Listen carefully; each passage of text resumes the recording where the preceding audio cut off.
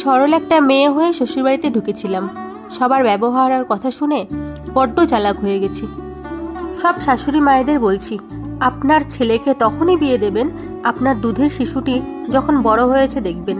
কারণ বউয়ের কথা শুনলেই তো আপনাদের মনে হয় যে আমার কাছ থেকে ছেলেকে ছিনিয়ে নিচ্ছে, তাই না? স্বামী স্ত্রীর সম্পর্ক ভালো দেখলে যারা জ্বলে তাদের কি বলে বলো তো?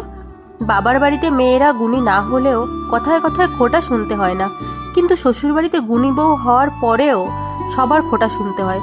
এরাই আবার প্রতিবেশীদের বলে আমি ছেলে বউয়ের ভালো চাই।